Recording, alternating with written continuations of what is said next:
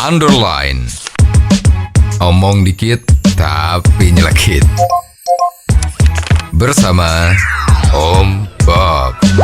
Temukan di channel YouTube Om Bob Indonesia.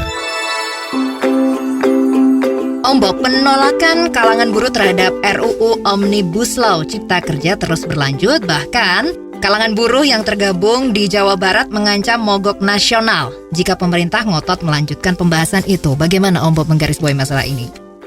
Ya, masalah Omnibus Law RUU sapu jagat ini memang sudah lama sekali ya. Sudah lebih dari setengah tahun nggak beres-beres. Nah, ini yang sering berdemonstrasi, yang melakukan demo, ancaman demo itu memang dari organisasi buruh. Nah, ini memang organisasi buruh itu termasuk organisasi yang kuat. Nah, itu juga mempunyai jaringan-jaringan di seluruh Indonesia. Betul. Mulai dari pusat sampai ke provinsi, kota madya, kabupaten ya, itu juga ada. Jadi ada pengurus-pengurus dari semacam organisasi atau serikat buruh tadi itu ya. Memang kalau dia menggerakkan, ayo sekarang mogok, kemungkinan terjadi itu mogok. Cuman sekarang kalau kita lihat Omnibus Law itu sendiri, itu kan dari pemerintah maupun dari DPR, itu kan menganggap bahwa Omnibus Law ini bukan hanya menentukan masalah kaum buruh saja, tetapi Omnibus Law ini mencakup segala aspek yang ada di Indonesia ini untuk supaya lapangan kerja itu tercipta dengan lebih banyak dan lebih cepat. Yang penting ini banyak dan cepat. Ya, zaman sekarang itu kalau ditanyain hal yang paling penting apa sih? Sekarang yang paling penting adalah ada 3. Apa tuh? 1, kecepatan. Kedua, kecepatan. Ketiga juga kecepatan. Nah, jadi sekarang kalau kita lihat Indonesia selama ini soal perizinan misalnya, perizinan usaha itu termasuk urutan yang paling lambat ya di dunia ya, jadi tidak tepat. Nah, ini sudah disadari sama semua orang Indonesia kalau ada banyak investor yang masuk, selalu Indonesia yang diperkirakan bisa nomor 1 ternyata menjadi sasaran yang terakhir.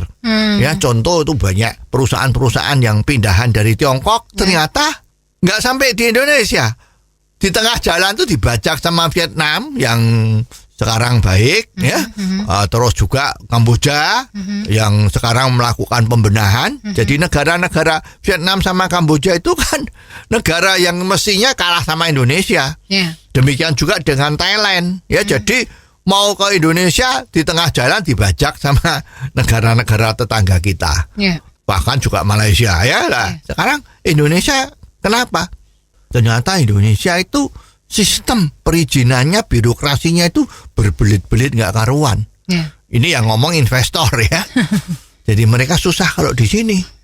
Mungkin masih ada pungli ya, masih ada diskon under table masih tidak transparan. Nah, ini kan jadi susah. Ya, jadi undang-undang Omnibus Law ini tujuannya untuk memberesi itu semua. Kalau perizinan menjadi mudah, sistem lainnya lebih mudah, pasti garansi terciptalah lapangan kerja yang baru. Kalau ada lapangan kerja yang baru dan banyak, yang diuntungkan siapa? Yang diuntungkan ya buruh. Tapi sekarang kalau buruh ini demo terus menentang ini, ya kok rasanya nanti nggak beres-beres. Ya, jadi mestinya itu dibiarin dulu, karena selama ini aturan yang sekarang ada ini sudah sangat lama itu dianggap kurang pro pengusaha. Jadi hanya pro pada buruh. Nah, kalau udah seperti ini kan terjadi ketimpangan. Yang paling bagus kan harus seimbang. Ya, jadi masalah Omnibus Law ini banyak sekali kepentingan di dalam urusan ekonomi. Ya, nggak cuma tenaga kerja, termasuk investasinya gimana ya. Terus juga Omnibus Law itu dalam tata cara yang ideal sebenarnya, ya, supaya nanti mengakomodir segala kepentingan, baik pengusaha, pekerja, masyarakat, ya, supaya permanfaatannya bisa maksimal.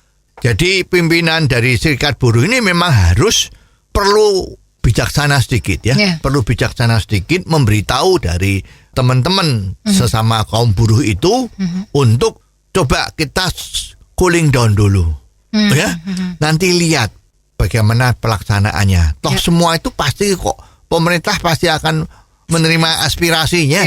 Ya, jadi jangan sepertinya kan emosional, ya.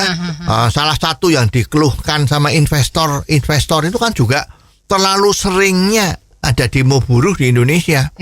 Jadi membuat orang bekerja itu tidak tenang, ya. Apalagi situasi yang sekarang ini.